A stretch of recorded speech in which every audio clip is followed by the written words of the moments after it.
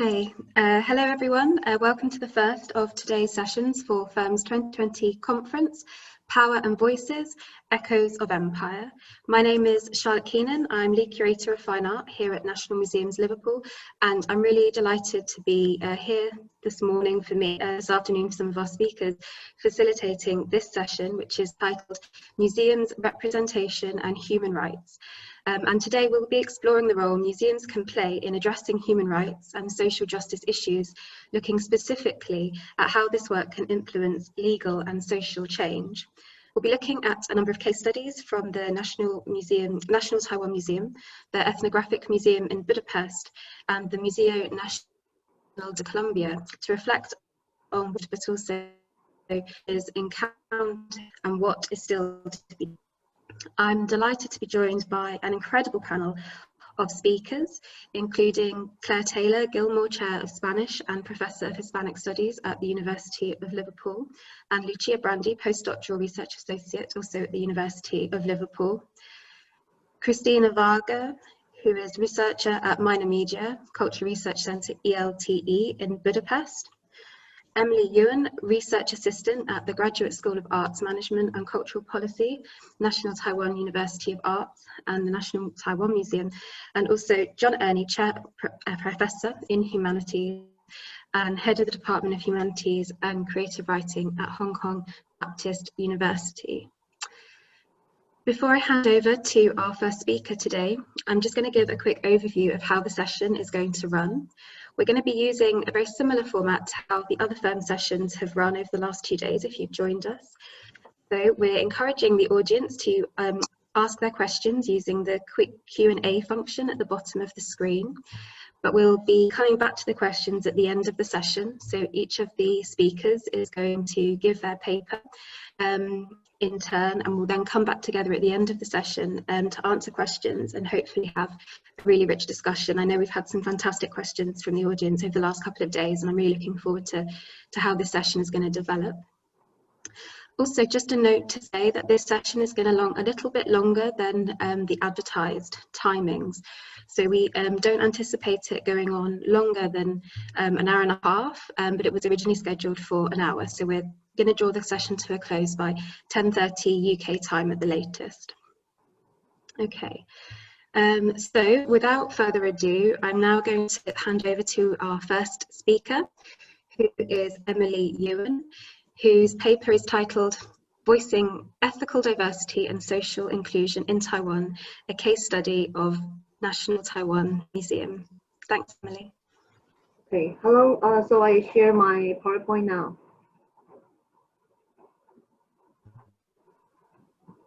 Okay.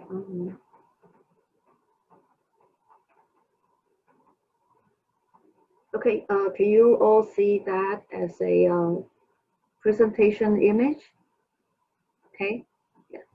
Yeah, perfect. Hi everyone. Good morning and good afternoon in different time zone. My name is Emily Yuan from National Taiwan Museum. Today my topic is about voicing ethnic diversity and social inclusion in Taiwan. I'll use the National Taiwan Museum, which I work with, as a case study to show how do we voicing ethnic diversity and include different cultural ethnic groups in the museum. Before we start, I have a quick introduction of our museum. You might find it look familiar in the museum in your countries. So we established in 1908, which is a Japanese colonial time museum. And with the natural history, we're focusing on natural history and biodiversity of Taiwan. And Japanese government using our museum also as a jumpstart, a place to outreach to the southern region, to Southeast Asia. So today my focus will be also mostly focusing on Southeast Asia, not just for the Japanese colonial times, the trades, but also the global, the globalization migration trending. They'll all put that together and see what it's like in Taiwan society now. So Southeast Asian region and Taiwan, as you can see here, this very cute picture is actually my exhibition in 2017. when people see this big picture in the exhibition, they ask me, a lot of Taiwanese, first thing they ask me is, can you tell me where Taiwan is? And I say, that's not important. The focus is on the Southeast Asia. So here, if you want to know where Taiwan is, this is Taiwan. And interestingly, I want to do this is because all these Southeast Asian region people, they are all come to Taiwan to looking for different kinds of opportunities or looking for a better life. So we have some explanation. First start with the Philippines. They came to Taiwan. Even after the Second World War, especially after the Second World War until now, they came to Taiwan for work, for studying, or because of the marriage. And then the Indonesian friends from other Indonesians, they come to Taiwan also for working, for marriage, and also for studying. The reason I didn't circle the Papua region is because the Papua region people, they will go to the Australia or New Zealand area for the studying, for overseas working. And then we have immigration from Vietnam and Cambodia. For Vietnam, interestingly, for the Northern Vietnamese, most of them coming for working in Taiwan. And for the Southern Vietnamese ladies or friends or Southern Vietnamese, they came to Taiwan because of marriage. But now the divide line is not that clear. It's all, they all come they come from different parts of Vietnam and doing all different kinds of work, or the marriage or work, all mixed up together. And you can see in the Cambodia, the Cambodian immigrants, migration, they came to Taiwan, I think mostly for the marriage, but the Cambodian government banned the marriage between Taiwanese men and the Cambodian lady is because we have in Taiwan, we have the second highest rate of abusing and the human trafficking of Cambodian ladies. So we are banned. Taiwanese government, we are banned by the Cambodian government that the Taiwanese men cannot marry the Cambodian women because there are too many the domestic violence, human trafficking cases happen in Taiwan towards Cambodian ladies. And then we have the friends from Malaysia and Singapore, of course. They come to Taiwan for studying mostly and for work. And also we have friends from Myanmar, from Burmese, and from Thailand. In Taiwan in the 1990s, when the transportation construction just started, like the MRT station, the railway, and the high-speed rail, all that, most of the construction workers are from Thailand. So in the beginning, then we have a huge number of Thailand migrant workers to help us come to Taiwan, help us to do the transportation construction work. So after all these years, they all come to Taiwan, they form a very different landscape. And for me, I would say they will form very special Southeast Asian culture in Taiwan. Should we embrace them, or should we just reject them, or can we try to go there, sit down with them? That's a very interesting thing that I will discuss later. And these places are all in Taiwan, different parts of Taiwan. And on the left picture, the top left is the Taipei main station. It's a very controversial issue that all the migrant workers on Sunday, on the very Sunday, every Sunday is a very rare chance for them to have holiday. They might not have holiday, they might not have day off in 1 month. They maybe just have one Sunday off in 1 month. So in that month, they will all come here and sit gathered in the Taipei main station. And the Taiwanese people hate that. And we love it. It's showing the cultural diversity. And so sometimes we have, all kinds of arguments.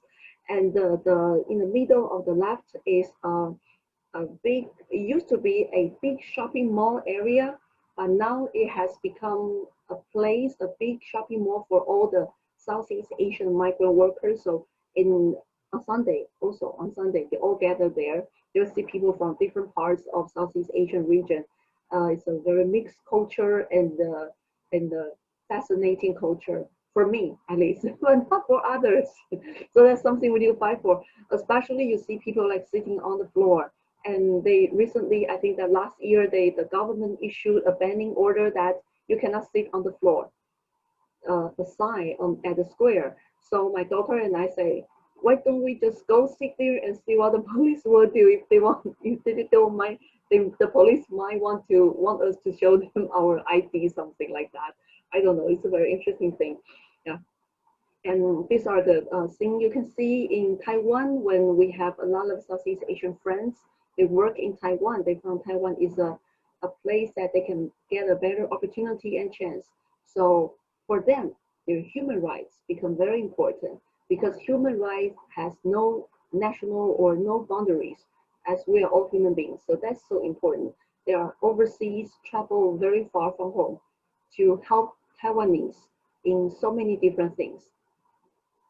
Okay, and these are the Burmese or the Myanmar street in Taiwan. That's in the northern part of Taiwan. In one of the Taipei MRT station, there's even a sign shows the location of the Burmese street. On that street, which is not far away from my house, on that street, everyone speaks Burmese. No one speaks Mandarin. So it's a very interesting place, and showing the Burmese culture and the food and the language, and it's also very fascinating to me. And here is street blocks, a street area for the Filipinos only. So that's the area for the Filipinos. There's even a St. Christopher's Church, and it has the Jesus Christ, the statue of Jesus Christ, but in dark skin. And now let's go to the very a little bit more serious part in Taiwan, because the migrant workers or the immigrants, especially from Southeast Asian regions, they are not being treated fairly, and they got harmed. They get the contract, very unfair contract. For example, you can see on the white cloth in the front with the red and black Chinese characters on it. It used to be, now it's not anymore. The thing they write on that is not anymore. They have something more different issues now. But on that time, you know, the Southeast Asian migrant workers, they come to Taiwan, work in the factory or work as domestic caregivers. One contract is 3 years. The first contract, 3 years. And there are agencies in between taking commissions from them. So the first 3 years, they are basically paying back the debt that they own to those agencies. So the second contract, another 3 years, they start to get a small balance. They can make themselves have a better living. And the third year, the third contract, which is another 3 years, totally 9 years if they all put together. So they'll spend 9 years, then they will not start earning money or saving money for the fifth or the sixth years. And here, the 3 years, and at that time, every 3 years, when the first contract, finishing the first 3 years, you need to go abroad, maybe go to Hong Kong to renew the visa and come back. And those labor agents, they will take very high commission from that. They're going abroad by the certificate, going abroad and coming back and go through all this administration work. So the agent, they can take the commission from that. So that makes all these migrant workers, they don't even have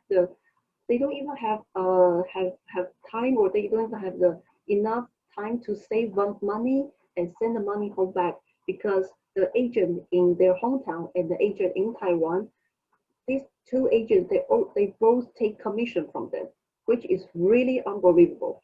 So that's the protest every year in Taiwan. Every year, I think in November or in October something, I forgot. I always go there to see if my friends are in there protesting.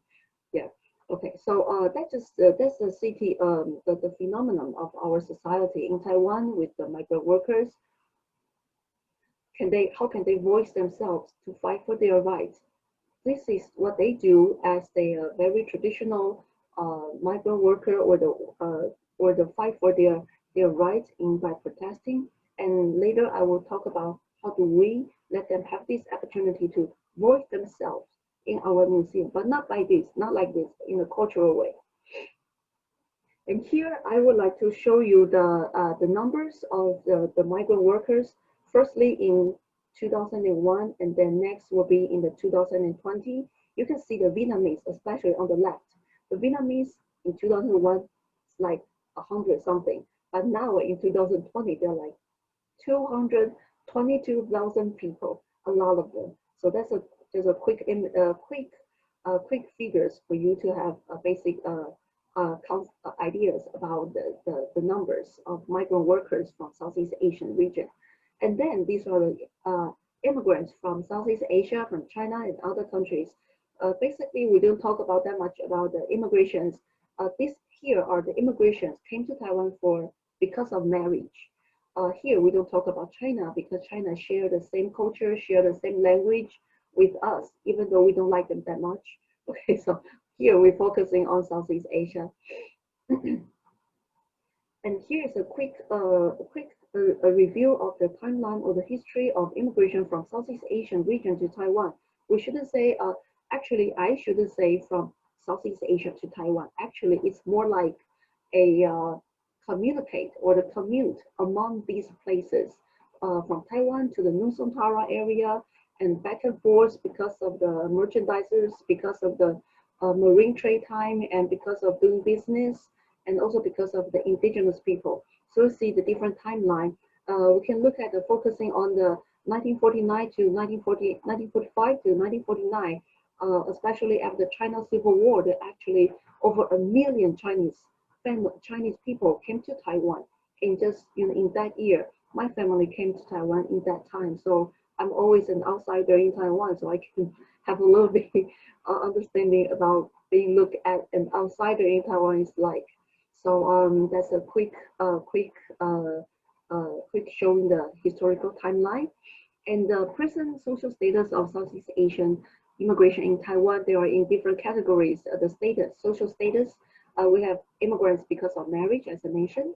We have a second generation of cross-national marriage. Some of them are also being looked at outsider as well. So yeah, I don't know what happened.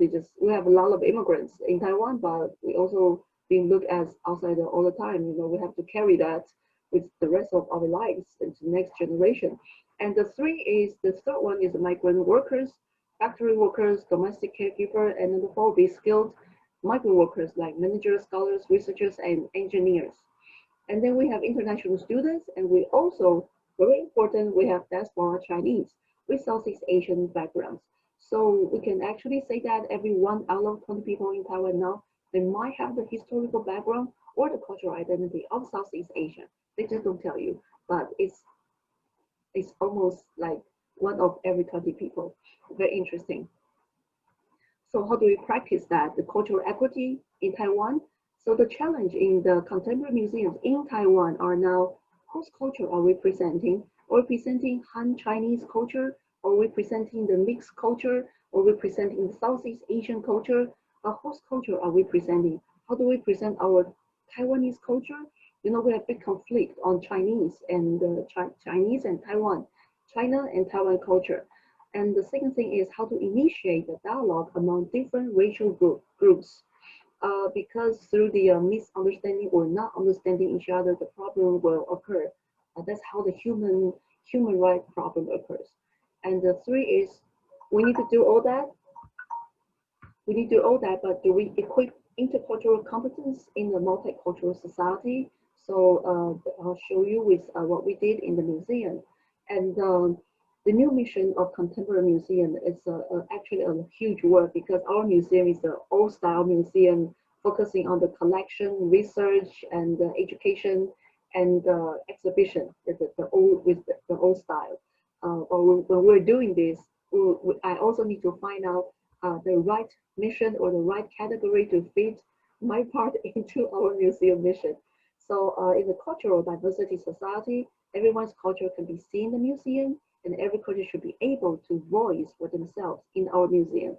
And the museum in responding human rights, our idea is museum should be independent, and we should initiating proper agenda to represent the human rights issue, and we should have cultural subjectivity to be the host of representing their culture, not museum professionals to presenting different cultures. We should invite cultural subjectivities to be the host to represent themselves. So first thing we do is let them visiting the museum without language barriers. So we have immigrants. We recruit immigrants as our museum tour guides or the museum docents. They give tour of the museum in their native languages to the friends from their hometown. So just to let them have less language barrier when they visit our museum. So this is what we do. We have different. None of them is English. I forgot to put English part all the time when I talk about the subject. And we also have of course, it's every museum in the world, they have multiple, multi-language website.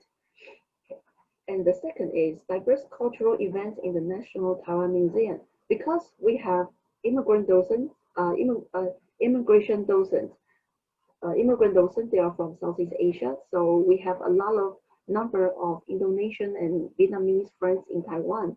So the Indonesian friends help us to outreach to more Indonesian communities. So we can host the events like this. As you can see, we have the traditional performances in the museum. And that's not just the performance, because in our museum, 100 years ago, those Japanese professionals, scholars, they went to Southeast Asia. They not just do the natural history collections, they also collect a lot of traditional artifacts and traditional the mask and the traditional weapons and all the cultural objects from Southeast Asia. They bring them to our museum, and without telling us anything more, they just leave it in the museum. And so when the Southeast Asian friends, they're doing these performances, this is like, wow, all these collections we protect for 100 years. They're likely performing right in front of your eyes. That's so amazing, but performed by migrant workers. So I asked them, how do you have time to do that? Because you're in Taiwan working as a slave. How do you have time? They say, don't worry, we grew up with that. That's in our blood. Okay, so this is very touching and very always very overwhelming. So we think art as a means to achieve cultural equity and social inclusion.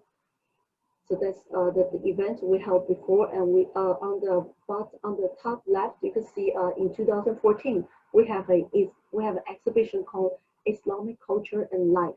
So in the museum, so when the time for the praying, we just open up the museum, let them come to the third floor where the exhibition is, let them do the prayer, do the praying, and the Taiwanese audiences can stand by the sides and to watch them to do this with their permission.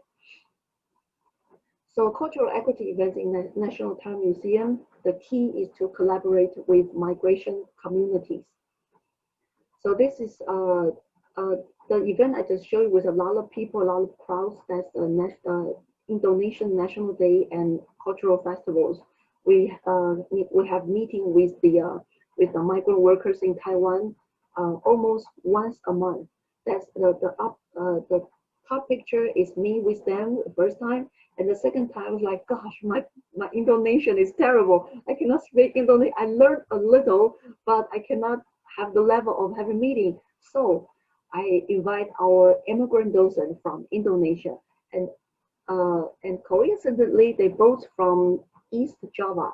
So they use East Java dialogue to discuss everything in detail. So that makes it more efficient. And then keep talking. Yeah, I feel like outsider again. So this is what we do. The museum collaborating with the Indonesian National Open University. This university, the students are all migrant workers because Indonesian, they are young people. They go overseas to work at their age of 16, which is high school graduate only. So they go to work overseas, so they can have education. The long distance education, and then saving money. After 3 years or 6 years or 9 years, they go home with a bachelor's degree and with enough money, they can change their social status. So during the collaboration, doing collaboration. I have the list of the things that museum do and the things that the migration community do. And for the bottom of the list of the museum is we never interfere in the program proposed by the Indonesian communities. We never change the program. The performances, the program, and what they're going to do, what they're going to exhibit. To exhibit is we definitely have a goal for the goal of the year, and then they will just do everything to follow the goal. So we never change the program, which for them is very surprisingly different from other government sector. Is that the government sector always asks a lot. You need to do this, you need to do that. I want you to change this. You need to follow my will. But for us, we don't do that. We provide every support, and then we never interfere the program proposed by them, because that's let them to voice themselves, not we voice their voice for them, for their culture. Okay, so that's what we do. You can see the poster, Indonesia Tembok Dulu means diverse and traditional Indonesia. So that's what they do. That they do all the work. They have the staff. Actually, I'm just one person working on this part in my museum. I have all my friends, communities, they do that for us. So that's what they do. Just show you quickly about the things we're doing. This is Batik Festival, and the young student, she's from Indonesia and doing the. Emily, I'm really. Okay. Oh, I'll finish real quick. Emily, I'm really sorry, but could it's okay. Yeah, a few more minutes. Is that okay? Okay, yeah. Sorry to interrupt you. No problem. Yeah, I'm just worried I'm wasting time. I'm so worried. Okay. And here, the reason I want to show the picture here is on the left is also, you see they have the wayang tongben, I mean the mask, performing art. All these are the museum collections. We don't know what that is until these migrant workers came to do a performance and tell us what that is. And then on the picture of right, I just mentioned that a lot of them came to Taiwan to work as domestic caregivers. So even they want to participate in the event, the important events for their own culture, they also bring the people they're taking care of to join to participate. Because the person they're taking care of is brought to the scene, so the whole family came, a whole Taiwanese family came. So that's also a good time for them to get to know us or get to know each other. And this is a batik drawing workshop for the Indonesians. They all draw something very Western, like or the Japanese cartoon. And for Taiwanese people, they think, oh, that's batik workshop, so we need to draw very traditional Indonesian batik pattern. So I asked Indonesia, why don't you draw that? They say, oh, we grew up with that, we're so tired of it. Can we draw something different? Okay.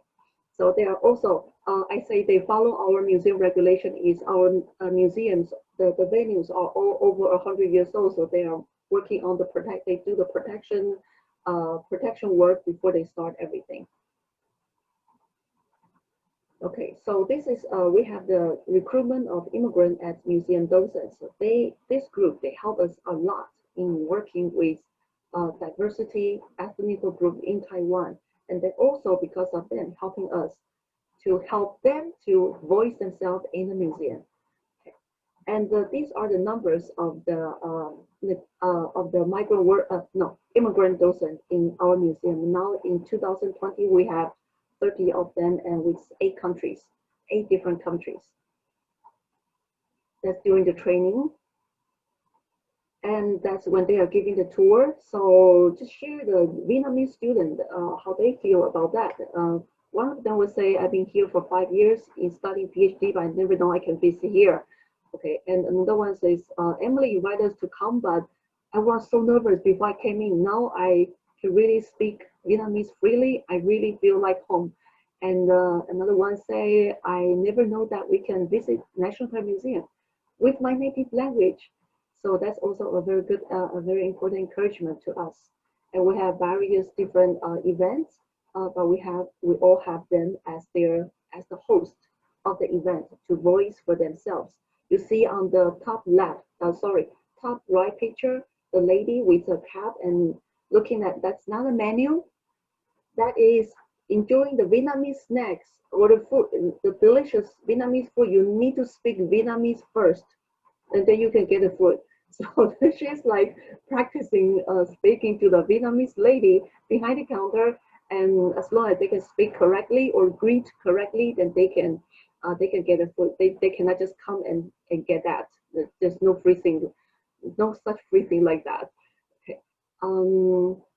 Yeah, that's pretty much about my my presentation. So here, voicing ethnic diversity and social inclusion, we focusing on collaboration and equally collaboration.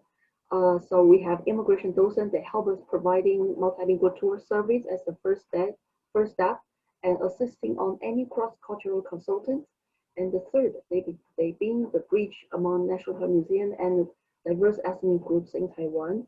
And then they come here to voice themselves with the assistance of the museum. So thank you for listening. Thank you. Thank you, Emily. That was a really interesting presentation, and I know I learned a huge amount from it, and some excellent work happening there. Thank you. I'm now going to hand over to John Ernie, who is going